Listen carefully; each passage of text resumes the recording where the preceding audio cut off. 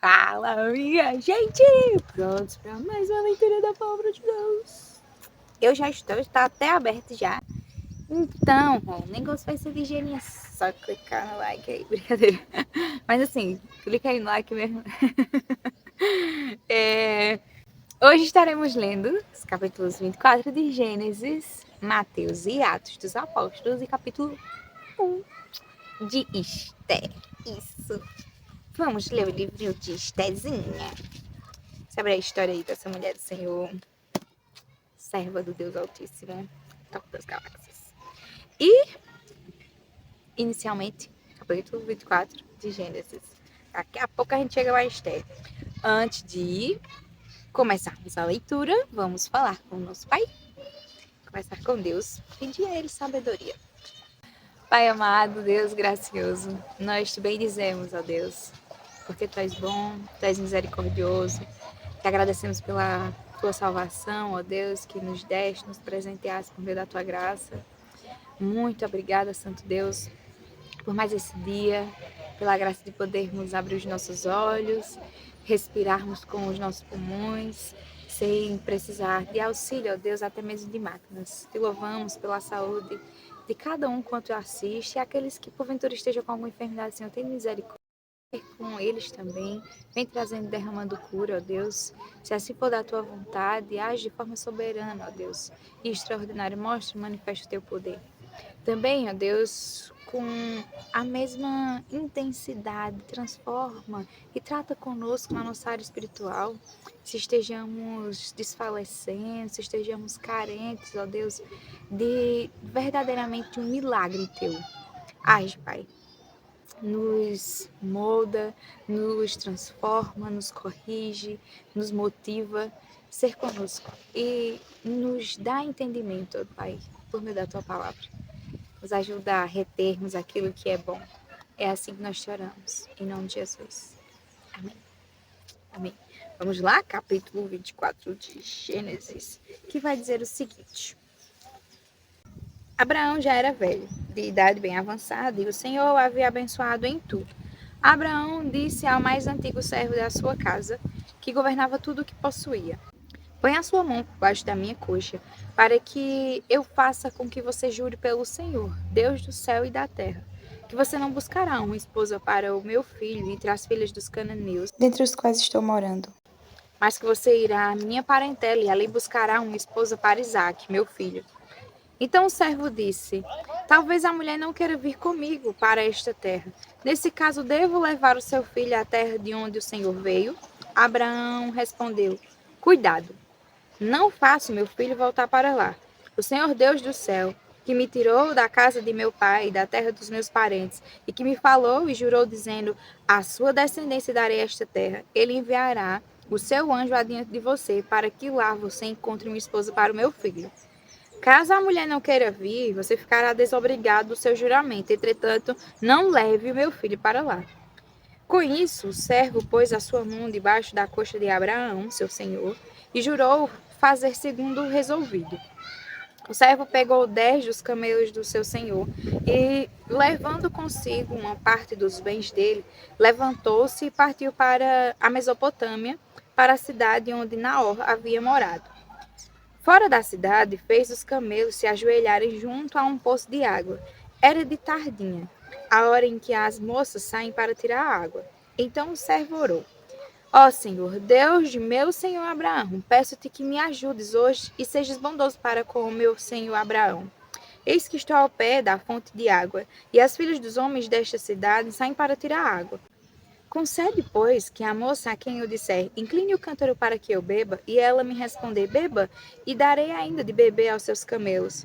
Seja que designaste para o teu servo Isaque, e nisso verei que foste bondoso para com o meu senhor.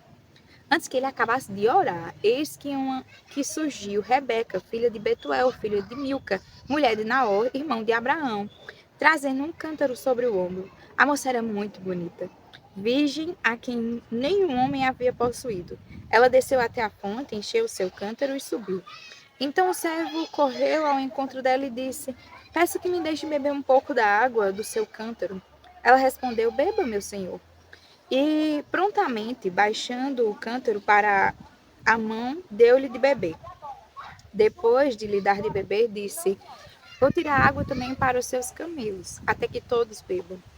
E, apressando-se em despojar o cântaro no bebedouro, correu outra vez ao poço para tirar mais água. Ela tirou água para todos os camelos. O homem a observava em silêncio, atentamente, para saber se o Senhor teria levado a bom termo a sua jornada ou não.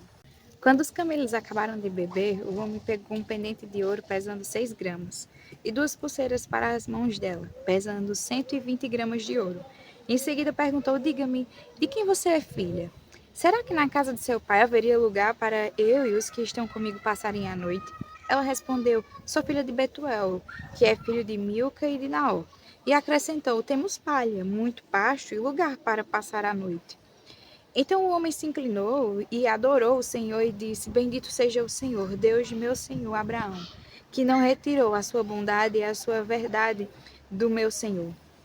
Quanto a mim, estando no caminho, o Senhor me guiou à casa dos parentes do meu senhor. E a moça correu e contou tudo aos da casa de sua mãe. Ora, Rebeca tinha um irmão chamado Labão. Este correu ao encontro do homem junto à fonte.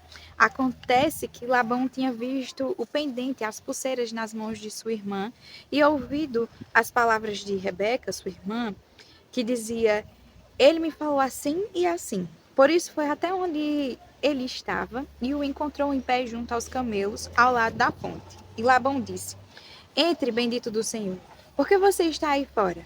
Já preparei a casa e o lugar para os camelos. Então o homem entrou na casa, descarregaram os camelos e lhe deram forragem e pasto. Também trouxeram água para que ele e os homens que estavam com ele lavassem os pés. Puseram comida diante dele, porém ele disse: Não vou comer enquanto não disser o que tenho para dizer. Labão respondeu: Diga. Então ele disse: Sou servo de Abraão. O Senhor tem abençoado muito o meu senhor, e ele se tornou um grande homem. O Senhor lhe deu ovelhas e bois, prata e ouro, servos e servas, camelos e jumentos. Sara, mulher do meu senhor, já era idosa quando lhe deu à luz um filho, a quem o meu senhor deu tudo o que tem. E meu senhor me fez jurar, dizendo: Não busque uma esposa para o meu filho entre as mulheres dos cananeus em cuja terra estou morando. Pelo contrário, vá à casa de meu pai e à minha família, e ali busque uma esposa para o meu filho. Respondi ao meu senhor: Talvez a mulher não queira me acompanhar. Ele me disse: O Senhor, em cuja presença eu ando, enviará o seu anjo com você e levará a bom termo a sua jornada, para que da minha família e da casa de meu pai você traga uma esposa para o meu filho. Você estará desobrigado do seu juramento caso você for até a minha família e eles não quiserem dar a moça a você. Neste caso, você estará desobrigado do juramento. Hoje, pois, quando cheguei à fonte, eu disse: Ó Senhor, Deus de meu senhor Abraão, leva a bom termo a jornada em que sigo. Eis-me agora junto à fonte de água. A moça quis sair para tirar água, a quem eu disser: Dê-me um pouco de água do seu cântaro. E ela me responder: Beba, e também tirarei água para os seus camelos. Seja essa a mulher que o Senhor designou para o filho do meu senhor. Antes que eu acabasse de orar, em meu íntimo, eis que veio Rebeca, trazendo o seu cântaro sobre o ombro. Ela desceu à fonte e tirou água, e eu lhe disse: Peço que me dê de beber. Ela prontamente baixou o cântaro do ombro e disse: Beba, e também darei de beber aos seus camelos. Bebi, e ela deu de beber aos camelos. Daí lhe perguntei: De quem você é filha? Ela respondeu: Filha de Betuel, que é filho de Naó e Milca. Então lhe pus o pendente no nariz e as pulseiras nas mãos. E prostrando-me, adorei o Senhor e louvei o Senhor, Deus de meu senhor Abraão, que me havia conduzido por um caminho direito, a fim de encontrar para o filho do meu senhor uma filha do seu parente. Agora, pois, se estiverem dispostos a usar de bondade, de fidelidade para com o meu senhor, digam. Do contrário, digam também, para que eu siga o meu caminho para a direita ou para a esquerda.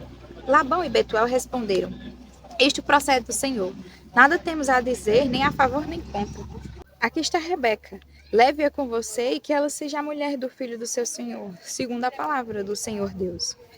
Quando o servo de Abraão ouviu tais palavras, prostrou-se em terra diante do Senhor. Tirou joias de ouro e de prata e vestidos e deu a Rebeca. Também deu ricos presentes ao irmão e à mãe dela. Depois comeram e beberam. e ele e os homens que estavam com ele, e passaram a noite. De madrugada, quando se levantaram, o servo disse: Permitam que eu volte ao meu senhor. Mas o irmão e a mãe da moça disseram: Deixe que ela fique conosco mais alguns dias, pelo menos 10, e depois poderá ir. Ele, porém, lhes disse: Não me detenho, pois o Senhor me tem levado a bom termo na jornada. Deixem que eu volte ao meu senhor. Disseram: Vamos chamar a moça para ver o que ela diz. Chamaram, pois, Rebeca e lhe perguntaram: Você quer ir com este homem? Ela respondeu: Sim, quero.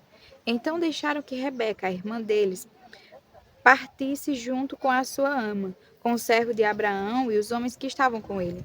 Abençoaram Rebeca e lhe disseram que você, nossa irmã, seja a mãe de milhares, e que a sua descendência tome posse das cidades dos seus inimigos. Então Rebeca se levantou com as suas servas e, montando os camelos, seguiram o homem. O servo de Abraão tomou Rebeca e partiu. Ora, Isaque veio de Beer-Lahai-Roi, porque morava na terra do Neguebe. Ao cair da tarde, Isaque saiu para meditar no campo, erguendo os olhos, viu, e eis que vinham camelos. Também Rebeca levantou os olhos e, vendo Isaque, desceu do camelo e perguntou ao servo: Quem é aquele homem que vem pelo campo ao nosso encontro? O servo respondeu: É o meu senhor. Então ela pegou o véu e se cobriu. O servo contou a Isaque todas as coisas que havia feito. Isaque a conduziu até a tenda de Sara, mãe dele.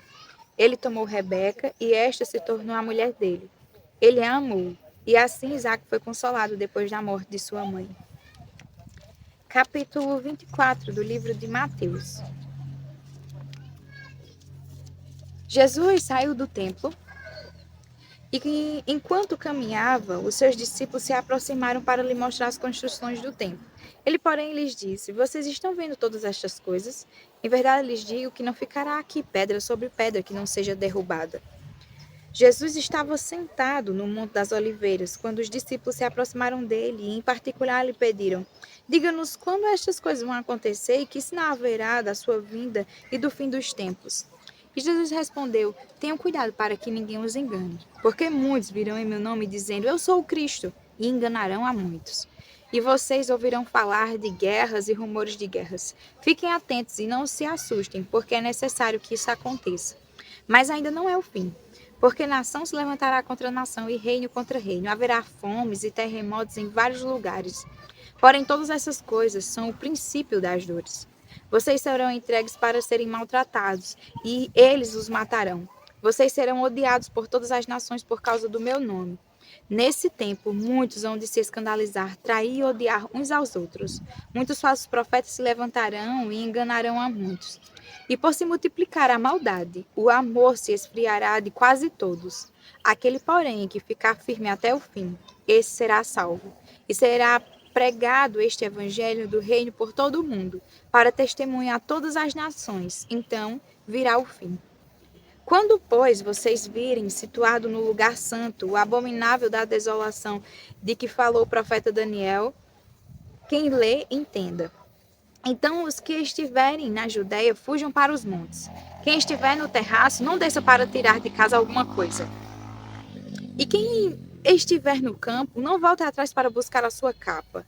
Ai das que estiverem grávidas e das que amamentam naqueles dias. Orem para que a fuga de vocês não aconteça no inverno nem no sábado.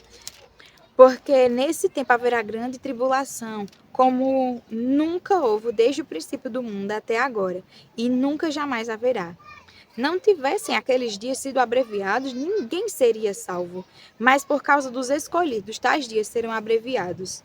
Então, se alguém disser a vocês: Olhem, aqui está o Cristo, ou ali está ele, não acreditem. Porque surgirão falsos cristos e falsos profetas, operando grandes sinais e prodígios, para enganar, se possível, os próprios eleitos. Eis que tenho predito isso a vocês. Portanto, se disserem a vocês: Eis que ele está no deserto, não vão lá. Ou se disserem: Eis que ele está no interior da casa, não acreditem.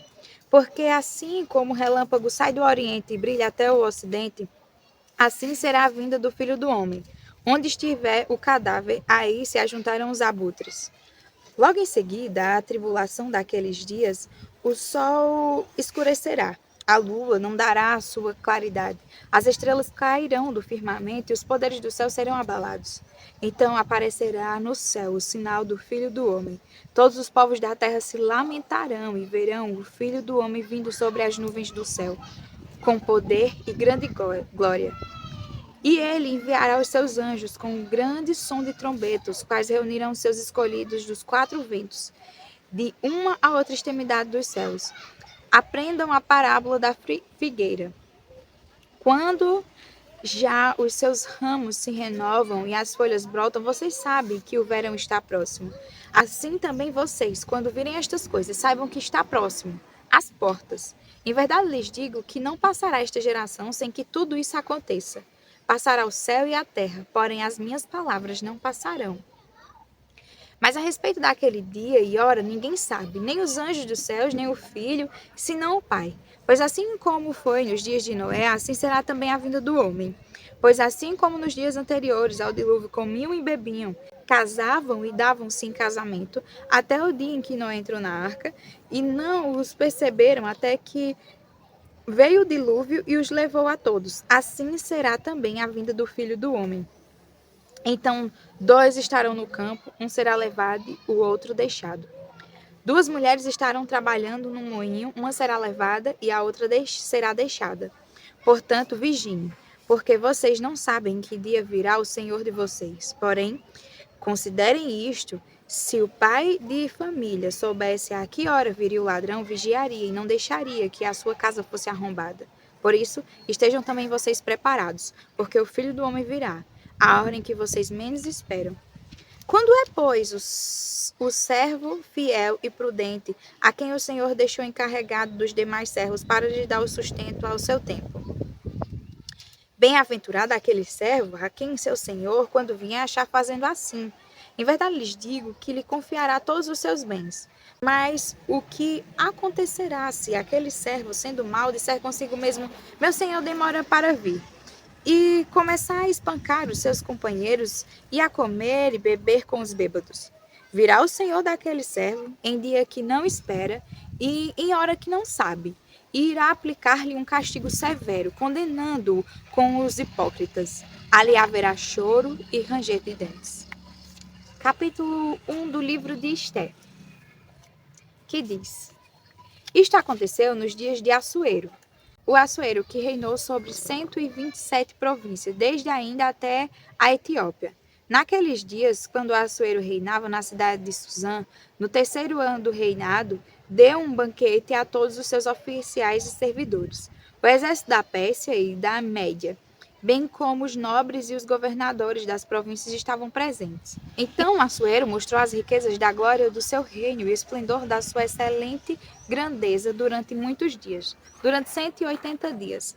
Passados esses dias, o rei deu um banquete a todo o povo que estava na cidade de Suzã, tanto para os maiores como para os menores, durante 7 dias, no pátio do jardim, no palácio real. Havia cortinas de algodão, brancas e azuis, amarradas com cordões de linho e de púrpura, a argola de prata e as colunas de alabastro. A armação dos leitos era de ouro e de prata, sobre um piso de pórfiro, de mármore, de alabastro e de pedras preciosas. A bebida era servida em taça de ouro, de vários tipos, e havia muito vinho real, graças à generosidade do rei. Bebiam sem restrições, como estava prescrito, pois o rei havia ordenado a todos os oficiais da sua casa que fizessem segundo a vontade de cada um. Também a rainha Vastes deu um banquete às mulheres no palácio do rei Assuero.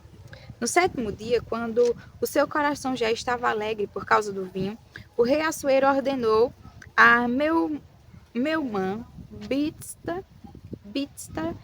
Harbona, Bigtar, Abacta, Zetar e Carcas, os 7 eunucos que serviam na presença dele, que trouxessem à sua presença a rainha Vaste, com a coroa real. Ele queria mostrar aos povos e aos príncipes a beleza dela, pois ela era muito bonita. Porém, a rainha Vaste se recusou a atender à ordem do rei. transmitida por meio dos eunucos. Diante disso, o rei muito se enfureceu e se inflamou de raiva. Então o rei consultou os sábios que entendiam dos tempos, porque era seu costume fazer isso na presença de todos os que conheciam a lei e o direito. E os mais chegados a ele eram Carcena, Setar, Admatar, Tarsis, Meres, Marcena e Memucã, os 7 príncipes dos persas e dos medos, que tinham acesso direto ao rei e se assentavam como principais do reino. Ele perguntou: segundo a lei, o que se deve fazer à rainha Vashti por não haver cumprido a ordem do rei Assuero transmitida por meio dos eunucos? Então, Memucã disse na presença do rei e dos príncipes: a rainha Vashti não somente ofendeu o rei, mas também todos os príncipes e a todos os povos, e todos os povos de todas as províncias do rei Assuero. Porque a notícia do que a rainha fez chegará a todas as mulheres, de modo que desprezarão seu marido, dizendo: o rei Assuero mandou que a rainha Vashti fosse trazida à sua presença, mas ela não foi. Hoje mesmo, as princesas da Pérsia e da Média, ao ouvirem o que a rainha fez, dirão o mesmo a todos os príncipes do rei. E assim haverá muito desprezo e indignação. Se for do agrado do rei, que ele baixe um decreto real e que se inscreva nas leis dos persas e dos medos, e não se revogue que Vashti fique proibida de comparecer à presença do rei Assuero, e que o rei dê o reino dela a outra que seja melhor do que ela. Quando este decreto do rei for proclamado em todo o seu reino, que é tão vasto, todas as mulheres darão honra ao seu marido, tanto ao mais importante quanto ao menos importante. O conselho agradou tanto ao rei como aos príncipes, e o rei fez o que Memucã havia sugerido. Enviou cartas a todas as províncias do reino, a cada província segundo o seu modo de escrever, e a cada povo segundo a sua língua, que cada homem fosse senhor em sua casa e que falasse a língua do seu povo. Capítulo 24 do livro de Atos dos Apóstolos. 5 dias depois, o sumo sacerdote Ananias foi até Cesareia com alguns anciões e com um certo orador, chamado Tértulo, os quais apresentaram ao governador a sua acusação contra Paulo. Depois que Paulo foi chamado, Tértulo passou a acusá-lo, dizendo: Excelentíssimo Félix, tendo nós desfrutado de paz perene por meio do Senhor e tendo sido feitas por seu providente cuidado notáveis reformas em benefício deste povo, sempre e em todos os lugares reconhecemos isto com profunda gratidão. Entretanto, para não deter o Senhor por muito tempo, peço que, de acordo com a sua clemência, nos ouça por alguns instantes, porque, tendo nós verificado que este homem é uma peste que promove desordem entre os judeus do mundo inteiro, sendo também o principal agitador da seita dos nazarenos, o qual também tentou profanar o templo, nós o prendemos com o intuito de julgá-lo segundo a nossa lei. Mas sobreveio o comandante Lísias, o arrebatou das nossas mãos com grande violência, ordenou que os seus acusadores viessem à presença do Senhor. Se o interrogar, o Senhor mesmo poderá tomar conhecimento de todas as coisas que nós o acusamos. Os judeus também concordam na acusação, afirmando que estas coisas eram assim. Quando o governador fez sinal para que Paulo falasse, ele disse: Sabendo que há muitos anos o Senhor é juiz desta nação, sinto-me à vontade para me defender. O Senhor mesmo pode verificar que não se passaram mais de 12 dias desde que fui a Jerusalém para adorar a Deus. E que não me acharam no templo discutindo com ninguém, nem agitando o povo, fosse nas sinagogas ou na cidade. Nem podem provar diante do Senhor as acusações que agora fazem contra mim. Porém, confesso ao Senhor que, segundo o caminho a quem chamam seita, assim eu sirvo ao Deus de nossos pais, acreditando em todas as coisas que concordam com a lei e os escritos dos profetas, tendo esperança em Deus, como também estes a têm, de que haverá ressurreição tanto dos justos como dos injustos. Por isso, também me esforço por ter sempre uma consciência pura diante de Deus e dos homens. Depois de anos, vim trazer donativos para o meu povo e também fazer oferendas. E foi nesta prática que alguns judeus da província da Ásia me encontraram já purificado no templo, sem ajuntamento e povo e sem tumulto, os quais deviam comparecer diante do Senhor e fazer as acusações se tivessem alguma coisa contra mim. Ou então que estes homens que estão aqui digam que crime acharam em mim por ocasião do meu comparecimento diante do Sinédrio. Salvo estas palavras que clamei, estando entre eles, hoje estou sendo julgado por vocês por causa da ressurreição dos mortos. Então Félix, conhecendo mais acuradamente as coisas relacionadas com o caminho, adiou a causa, dizendo: quando chegar o comandante Lísia, tomarei uma decisão a respeito do caso de vocês. E ordenou ao centurião que conservasse Paulo na prisão, tratando-o com tolerância e não impedindo que os seus próprios o servissem. Passado alguns dias, Félix veio com Drúzila, sua mulher, que era judia. Mandou chamar Paulo e passou a ouvi-lo a respeito da fé em Cristo Jesus. Quando Paulo começou a falar sobre a justiça, o domínio próprio e o juízo vindouro, Félix ficou amedrontado e disse: por agora, você pode retirar-se e quando eu tiver oportunidade, mandarei chamá-lo. Ao mesmo tempo, esperava que Paulo lhe desse dinheiro, por isso, chamando-o mais frequentemente, conversava com ele. 2 anos mais tarde, Félix teve por sucessor Pórcio Festo. E como Félix queria assegurar o apoio dos judeus, manteve Paulo encarcerado. Amém. Até amanhã para mais uma leitura da Bíblia. Fiquem com Deus.